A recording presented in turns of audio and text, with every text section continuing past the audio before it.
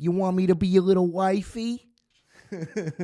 What's up, ladies and gentlemen? Adam Pecora here, and you are tuned into Requiem for a Tuesday, Academy Awards edition.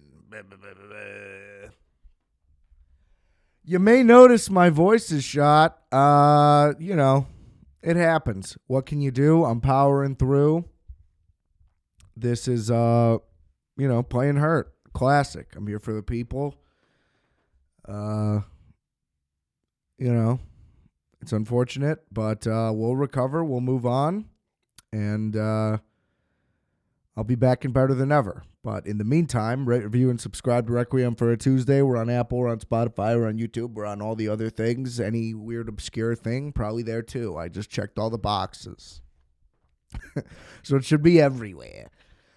Music, Multiplex, Wolfx, the homie Justice, new record, Chef Juice, Marathon, Grand Prix, Marathon's the single. I keep flipping that in my mind, which is not good, but go listen to both. Go listen to it all. It's very good. Check out all my links in the description below. Merch, RFAT.bigcartel.com, Instagram, Adam.RFAT, and just rate, review, subscribe. That's all I want. Numbers. Give me numbers. Share it. Tell your friends. Tell your parents. All right.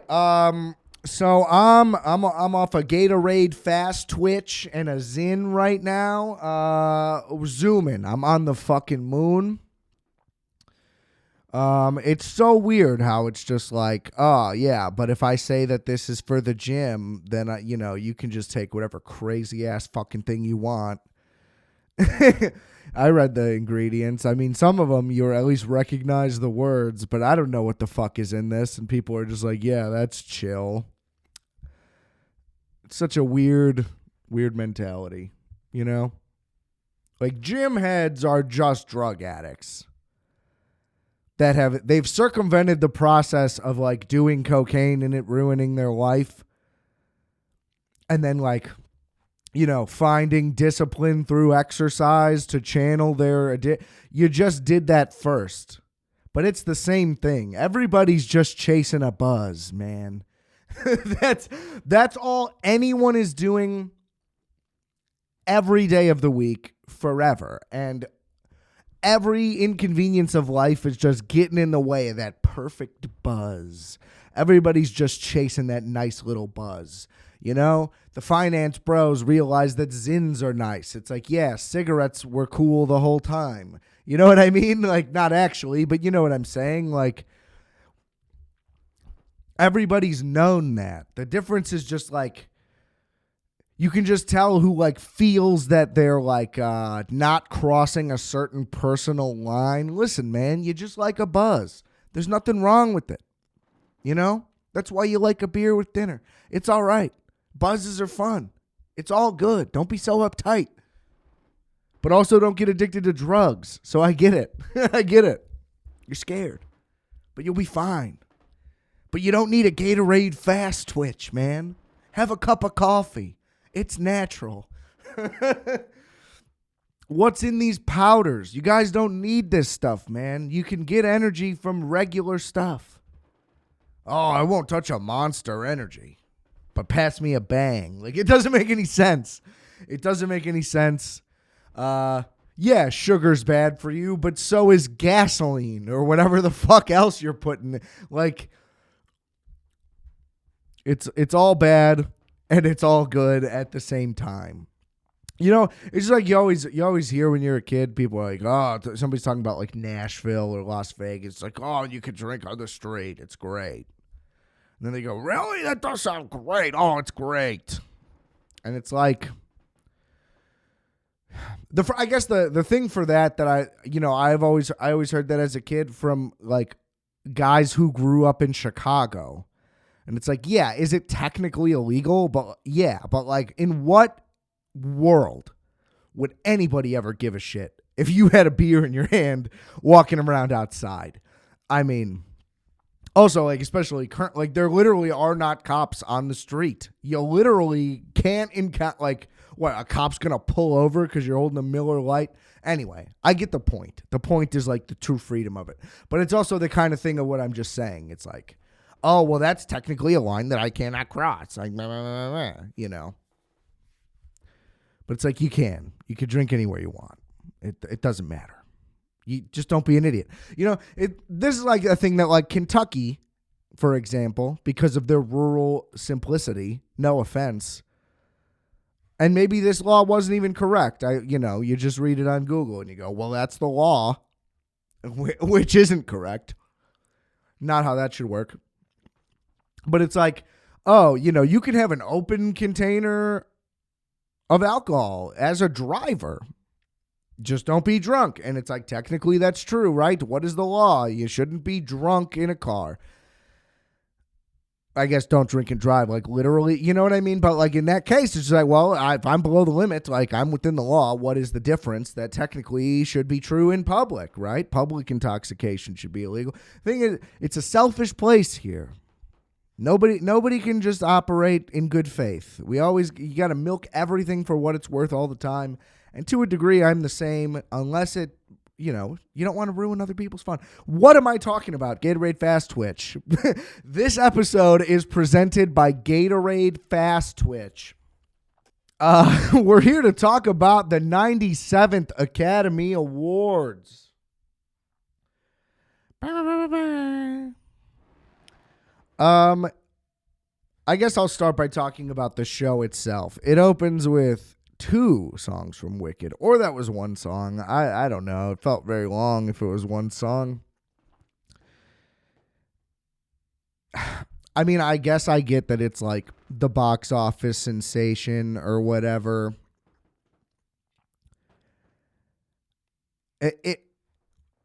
Was it drawing a significant audience that it needed that? Like, were they banking on the Wicked box office crowd tuning into this show just because Wicked was nominated? Maybe. Because also, people that are just that focused on Wicked are probably not aware that Wicked doesn't really stand a chance in any of these categories. As a semi-plugged in to the Oscars guy, really, I just listen to other people who think that they're plugged in, and I listen to them and think that I have knowledge. Doesn't mean that I really know anything. But the word was, and also there's a bunch of these other, guild awards that do kind of predict these things, and Wicked wasn't winning much. So my point is that unless there was like some type of like very logical line you could draw of just like, people loved Wicked, so they're going to watch the Oscars. I don't know if that's true, but whatever.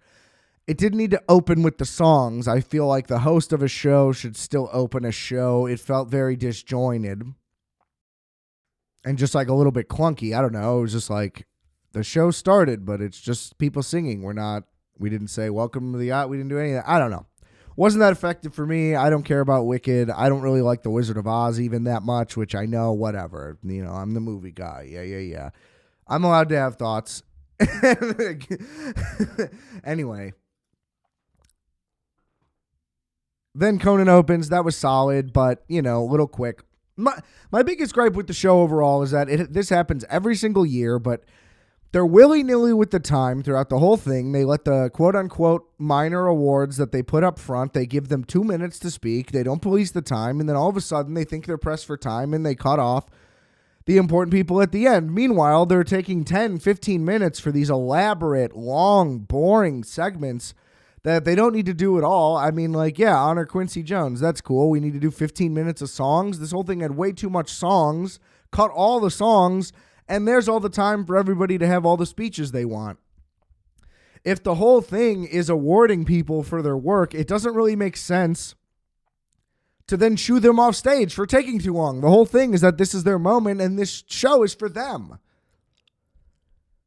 I get that you have to move it on, and some fucking makeup guy shouldn't take 15 minutes because he's so overwhelmed that he's being selfish. That I agree with. There has to be some happy medium. Don't get me wrong, but overall, the balance of time just doesn't make any sense. And then on top of that, there wasn't enough Conan. I feel like he did a good job and was the right guy for the gig, but he seemed like kind of an afterthought in the program. And I feel like hosts used to be way more involved and just do way more, and there was way more bits and way more going on and just way more. It was more of like a show. That coupled with, it seemed like there used to just be every famous person you've ever heard of there, and this time there just wasn't, and there hasn't really been for a while. And so I don't know. I feel like they're just in a really tough spot, but it could use more structure and less songs.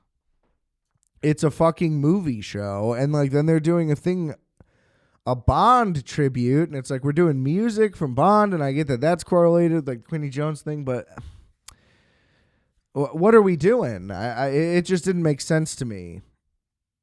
And, you know, you go 15, 20 minutes without them giving out an award, and then, you know, they're like, you're taking too long, award winner. This is an award show. So that bugged me, and Conan did his usual, like, I'm going to be a little weird, but it's still going to be fun. Everybody's going to, I enjoyed it. I thought it was nice, a little light again, and lacking. I just wanted more entertainment. It was kind of like Conan doesn't get to do enough, then here's an award. We're not really doing bits for the presenters anymore, which I guess is fine, but it's just like if the speech is lackluster, then we just really didn't do anything. And especially in the, again, quote unquote, minor awards. Yeah, everybody's important, whatever. Then it's just like, okay, now we're just losing it. And in the middle of the show, I was just kind of bored out of my mind. And maybe I checked out. Maybe I missed some Conan. Maybe that's my problem too. But there was a big lull. It started off nice, and then the middle just died, and then the last hour was good again because we got into the meat of it. So I guess those are my thoughts on the show. Look, Amelia Perez, I'm looking at the nominations by movie. Amelia Perez led with 13. Now, it only won 2, so whatever. And maybe that's only because of the controversies. And, maybe I'm finally glad that some dumb controversy ruined something. Not finally, I guess it's usually not a bad thing, I suppose. But anyway, that movie just seems objectively awful. I'm not interested. I just don't like musicals, period. Also why I'm not that into Wicked. A Complete Unknown, I just love Bob Dylan. I also wouldn't really consider it a musical. It's just like a movie with a bunch of songs in it, because they don't like break out into dance, it's just like literally just a musician singing. Anyway, you get the point. It seems terrible. Every clip I've seen from it, obviously there's the really bad penis and vagina clip that gets circulated the most. But even the clips they're showing in here, like the song that won seemed like not that good of a song. And I don't know. It's just odd to me that a movie that people don't think is good, that's a musical with songs people don't think is good, is considered very good. That's just weird. Yeah, we'll go award by award. The Brutalist had 10. Obviously, that did not work out that great for them. They did win 3, but not where they were hoping, I imagine, outside of Brody. Wicked, same thing, 10 and then just 2. I mean, all these heavy hitters really just didn't do it. Complete Unknown, I don't believe won anything. Conclave probably didn't win anything. Then Anora, the story of the year. Dune Part 2, just kind of ignored. I didn't agree with when it came out to begin with. I thought that should have came out July, August, maybe even September. So that felt like an afterthought. The Substance, I was surprised that it was this considered. I mean, Demi Moore was good, but everything else about the movie, it just wasn't that good of a movie. I'm sorry. A completely overrated movie. Let alone for the Oscars. Nosferatu was a shocker too. Maybe it gets 1. But hey, good for them. And then, these other ones, we're talking 3 nominations here. So I'm Still Here, Sing Sing, The Wild Robot. Did not see one of those movies, even though The Wild Robot was a big hit, just missed that one. Somehow The Apprentice had 2 nominations. It didn't seem like it was going to be really acknowledged at all. I have not seen that either. I do kind of want to watch it. I did just watch Sebastian Stan's other performance where I think he won the Golden Globe for A Different Man. That movie was not that good. I was incredibly hungover at the time. So take it with a grain of salt. I just thought it was just like kind of underwhelming. I mean, he was pretty good, I guess, but just kind of a whatever, fun little quirky indie movie. I don't know about awards. Anyway, Flow, the animated movie, Nickel Boys, and A Real Pain got some nominations. All right. So I think I'm just going to go from the bottom up from this Wikipedia list, and if I have any actual thoughts, I'll share them. Otherwise, this might be a quick one, ladies and gentlemen. We'll see. This might be a Gatorade Fast Twitch episode all through and through. So, Best Visual Effects, Dune Part 2. This doesn't surprise me. This is a staple of the Oscars, where even if there's a bigger movie, even if there's a movie with more effects, or whatever the case may be, they always go with whatever was the most artistic use, even like regardless of scale. Like Dune's a massive movie. Denis won for Blade Runner 2049. They like when it is done in just like a subtle artistic way, even if it is very heavy in visual effects. Whereas like Alien Romulus, the effects may be fantastic in it. It just doesn't matter because Dune is artsy, is essentially what I'm saying. Better Man, an abomination of a film. I don't care. I will never watch it. I don't care how good the reviews may be. Completely reliant on it. The main character of the movie is entirely animated. Probably good effects. But it's absurd and stupid. Okay? Just had to get another dig at that movie in there. Film editing. Sean Baker and Orr. The guy does everything himself. So that's just super impressive. If he like only won editing and screenplay or something, then that would feel like maybe more of a consolation prize. But in the case of it winning Best Picture as well, I mean, that is just an incredible award for him. And I feel like this is going to be an interesting point for Sean Baker because there's no doubt in my mind that he's at least going to get some offers to do some pretty big things.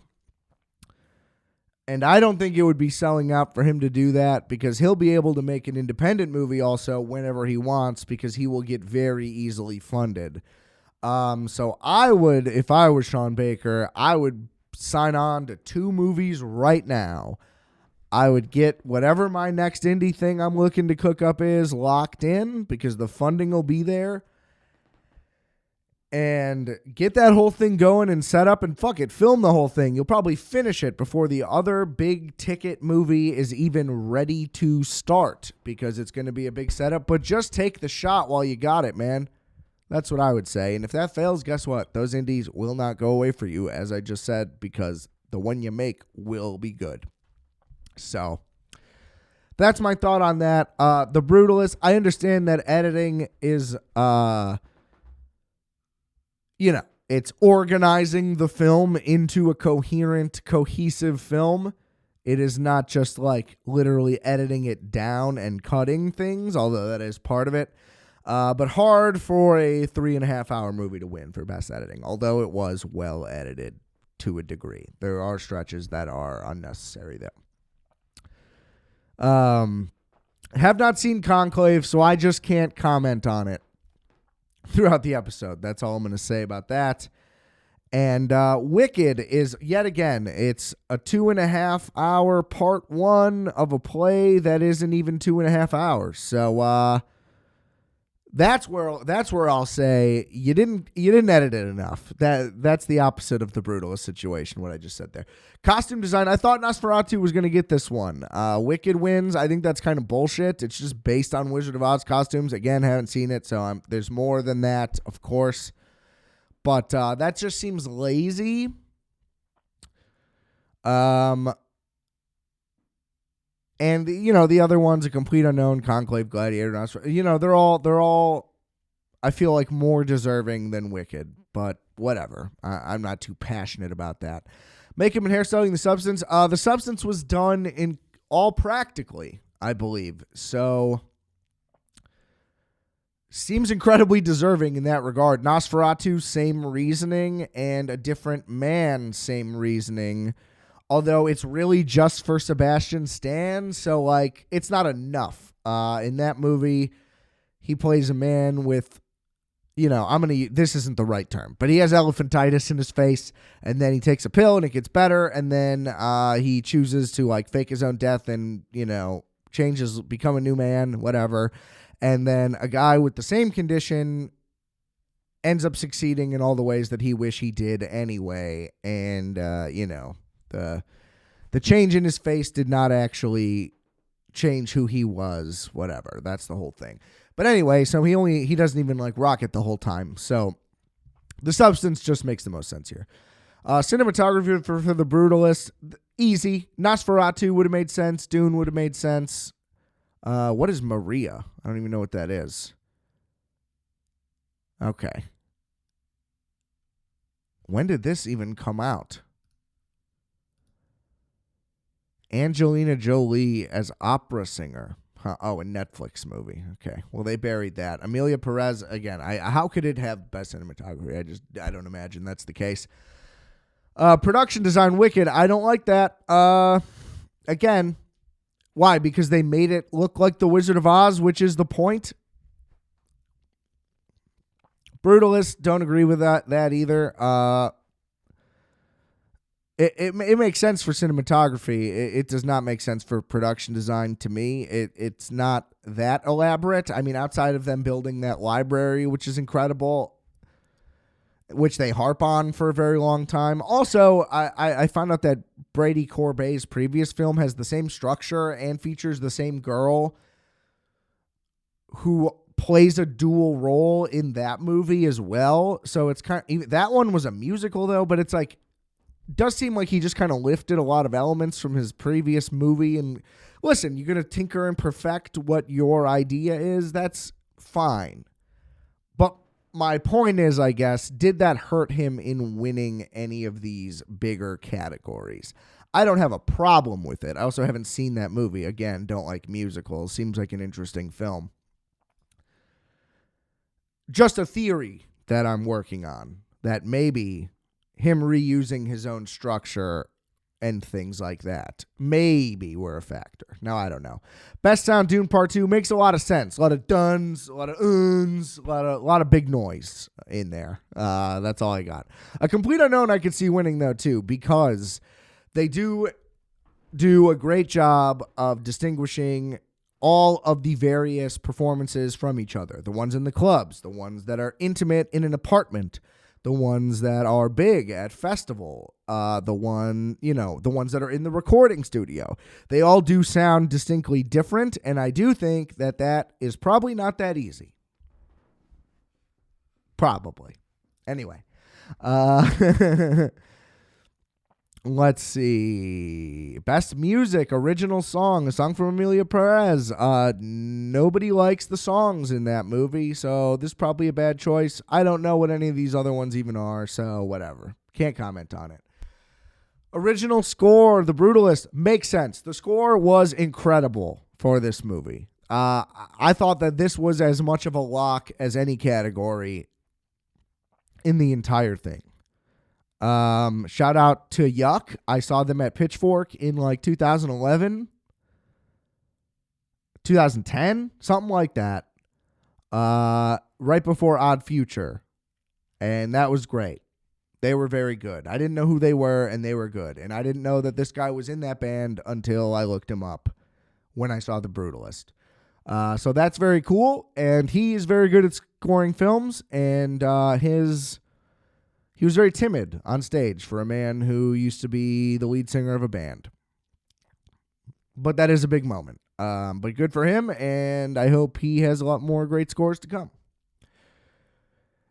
Animated short film. I don't know anything about this, but I believe this was the time when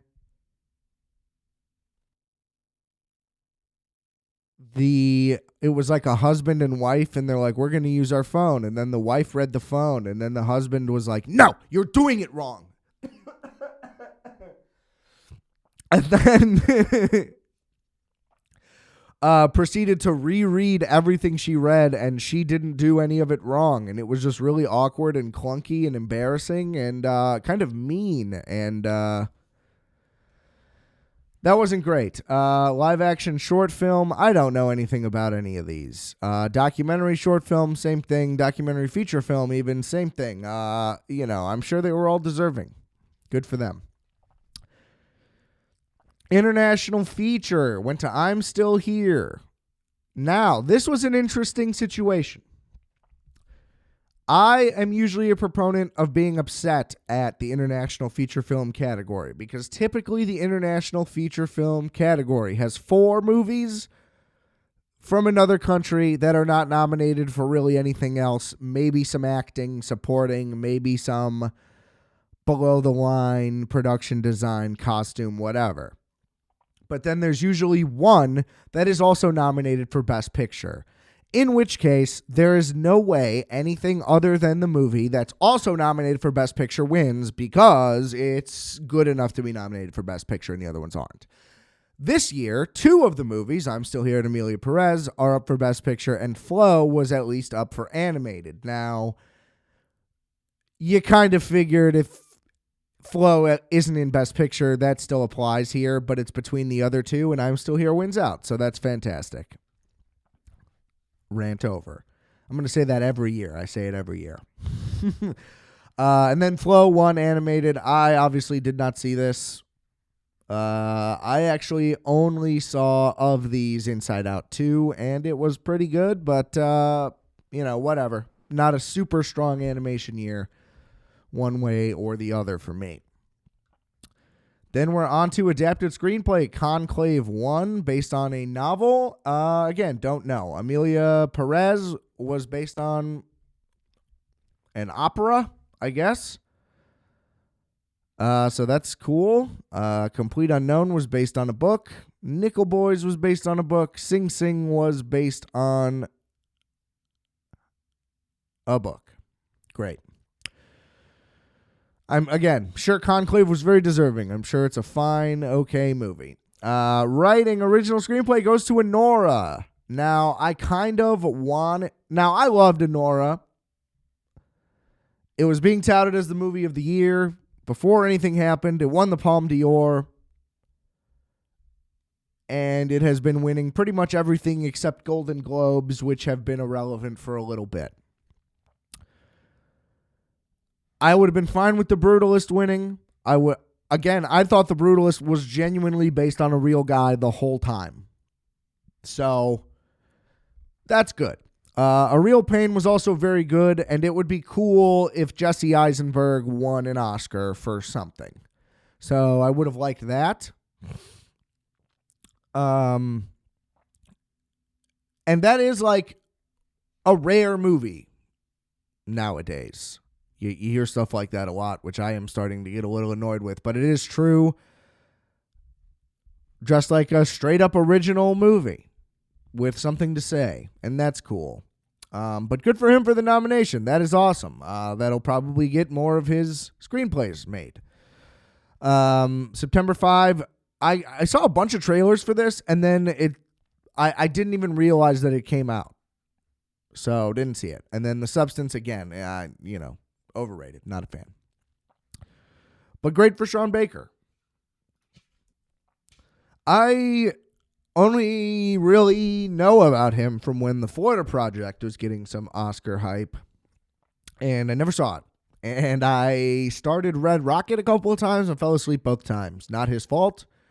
That was mine. Started too late. So this is still the only movie of his that I've actually seen.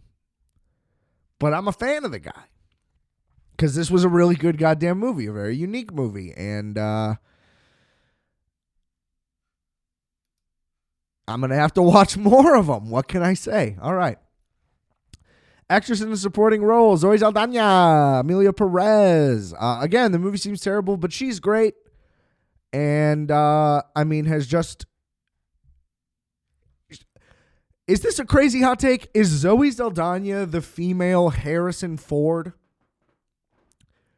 Right? Because he goes Star Wars to Indiana Jones, like just seamlessly, unbelievably, a million other great roles as well.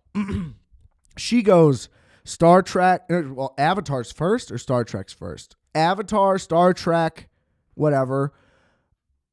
Guardians, unbelievable work. And then she's ripping out TV shows. I tried to watch Lioness. Didn't really work for me. Maybe I need to try it again. Okay, Star Trek and Avatar were the same year. That's kind of what I was thinking. That's pretty crazy.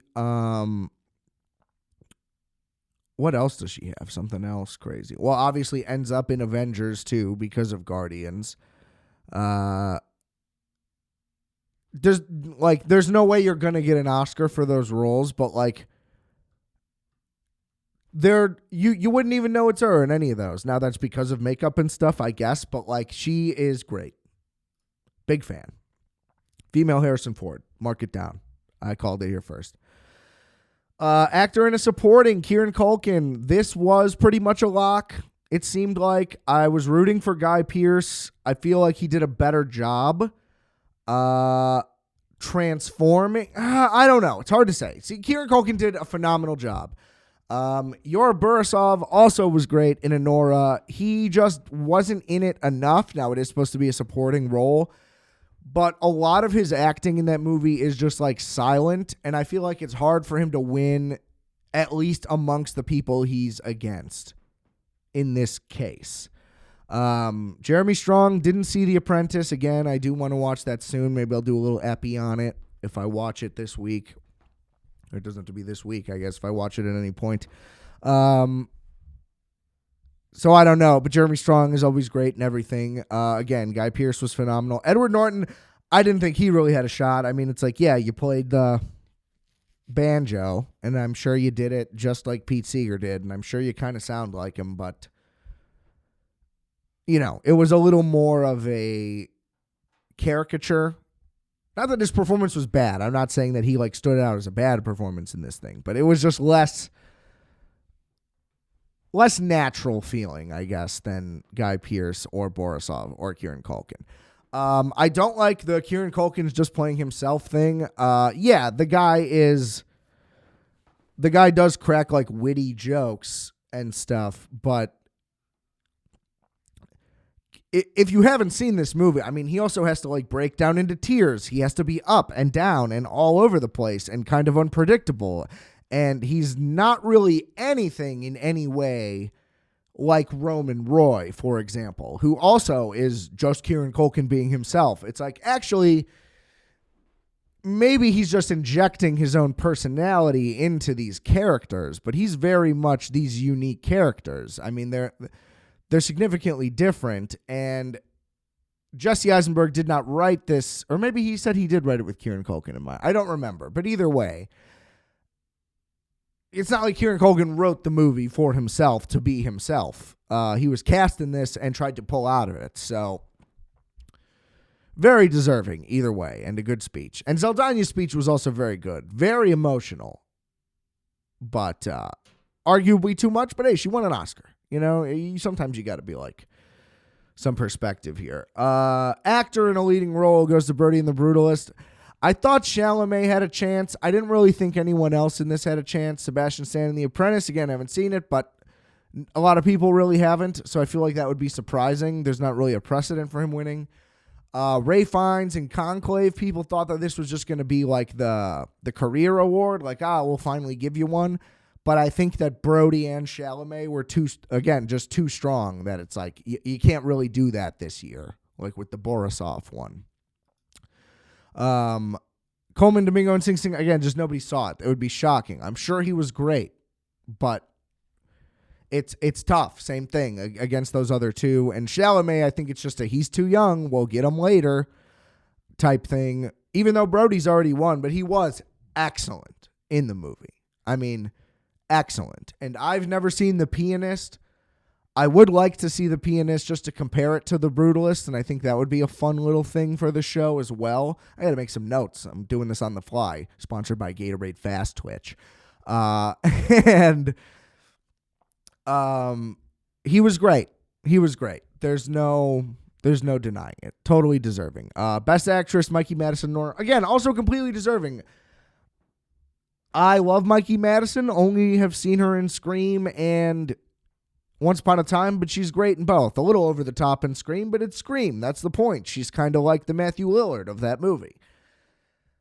And she was amazing in Anora. There's not a moment where it breaks at all. You are 100% in this world, and this world feels like the real world, and it kind of is like all of this could be happening to this person who, like, if Mikey Madison was like, I started out as a stripper in Brooklyn before I became an actress, you would not be shocked, but that's just not the case. She was great. She was great. Wicked, no chance. Amelia Perez, thank God that got nixed, because it seemed like that was a thing, and, just like Justice would say, thank God for Twitter. Demi Moore, this was the disappointment. People thought she was going to win. I just think the movie just wasn't good enough. That's what it is. It's not that Demi Moore was great in that movie, but the movie just isn't that good. I'm sorry. Not for somebody to win an Oscar for it. Not for me. So, sorry. And then the I'm Still Here lady, too small of a movie. Seems like that's a good movie also. Not trying to knock it, but. And that brings us to directing, in which Sean Baker won. Great for him. Again, I think, in my opinion, it was between him and Brady Corbet. Since The Brutalist didn't win screenplay, kind of a wrap. Once Anora won editing and screenplay, I was like, oh, it's winning everything. And then I thought Mikey Madison could have lost, especially since Borisov left, but Sean Baker was winning everything from those. Once those two were in, it's like he's getting them all. I, again, didn't think The Substance or Amelia Perez had a chance. A Complete Unknown was a long shot, too. I think this was a two-horse race. I liked A Complete Unknown, but it just wasn't there wasn't enough story in it, I feel like, for it to win something like this. And then same with Best Picture. They added Dune Part 2. They didn't even give Denis directing. They gave Amelia Perez directing. They gave The Substance directing. I think that's kind of crazy. Wicked, The Substance, Nickel Boys, the long shots. I'm Still Here, all that. There's nothing more to say. I think The Brutalist is what would have won 10 years ago. Like, if all of these nominees were exactly the same 10 years ago, well, maybe Amelia Perez would have won everything weirdly, because, none of the stuff would have came out probably. But let's say all of the situations are exactly the same, but it's just 10 years ago. I feel like The Brutalist wins, and things are just a little bit different now. And excited for what's next from Sean Baker. Very excited. The guy has been crushing it. I mean, he doesn't really have like a poorly received film, and he keeps doing it himself, his own way. Kind of like a modern Soderbergh, who also will like shoot on an iPhone, and I think he'll edit himself sometimes. That I could be wrong about. But I feel like they're kind of connected. It wouldn't surprise me if that was inspirational. It was cool for the shout out to Tarantino, who presented it, who he's like, if you didn't cast Mikey Madison in Once Upon a Time, and she was great. She got hit with a can. It was awesome. I wish they would have done a little more for David Lynch. Personally, obviously he means a lot to me, but I get the Gene Hackman thing was more recent, and as an actor, and he was in way more movie. He maybe technically contributed more, arguably, like in quantity, no doubt. But he got his own little separate thing and then was in the in memoriam right after. And then they saved Lynch for the end, and they didn't really do an extended thing or anything like that. So I don't know. You know, they never gave him an award. They gave him an honorary award, which is kind of like a we fucked up, I guess.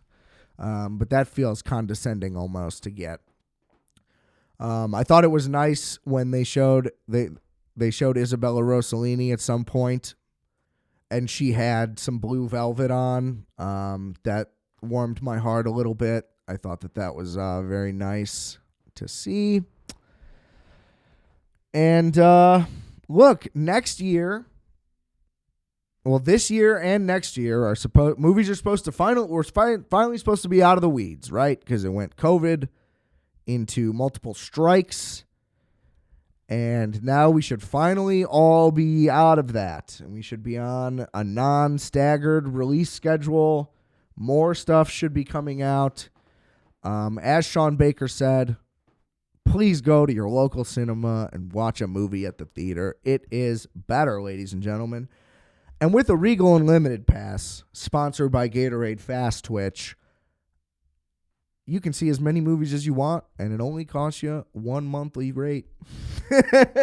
It's fantastic. Oh, we want to see 2 movies this weekend. Oh, the times line up. We'll go back to back, double feature, no biggie. It's great. And it's better than a streaming service subscription. They keep getting worse, and we're all aware of it. And the things that they put out that are originals are getting worse. You know why? Because they're starting to put the better ones in the theaters again, and they should do it for longer windows. Let's go 30 days minimum every movie. No more 2 weeks, 1 week, 3 days, whatever. That's what I want. I want us all back at the movies. Mickey 17 coming out soon, so we'll hopefully see that this weekend.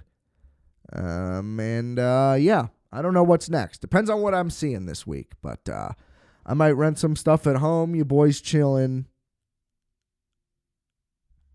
Again, back on the regular sketch, the reg sketch, as I call it. NFL free agency is starting again soon, though, too, so we'll be able to mix it up quite a little bit here. Been watching The White Lotus. Got to watch last night's episode, though.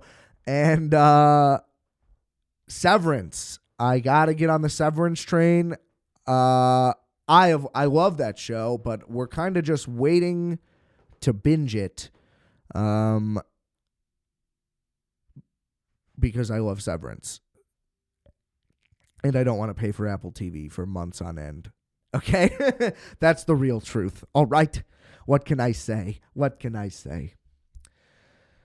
yeah, I think that'll do it for this week. Thank you for tuning in to Requiem for a Tuesday. Please, please, please share this episode. Let people know about the show. I want to see those numbers going up. I appreciate everybody that listens.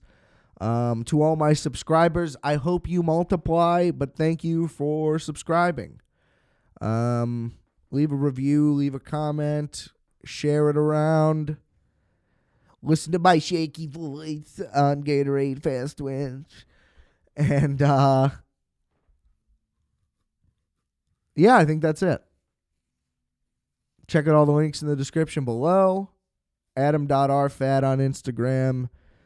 Merch at rfat.bigcartel.com. I'm hungry. I think I'm going to go make myself a sandwich now. And Justice claims that Microwave Minutes may be coming soon. I knew I had one more thing. I was vamping there for a second, trying to think. He's claiming it, so I'm going to advertise it for one time until it actually happens. But keep an eye out for that, maybe. Mike Myers was on SNL, and he was good as Elon Musk. It was shocking to see him back. Love Shane Gillis. Not for everybody. Shouldn't have been. It's great that he wasn't a cast member ultimately in the end. Worked out for the best. But people are very sensitive to seeing that man, and that is shocking, and you should work on that. All right, now I'm out. And remember, I are fat. You are fat. We are fat. Calculator. Bye.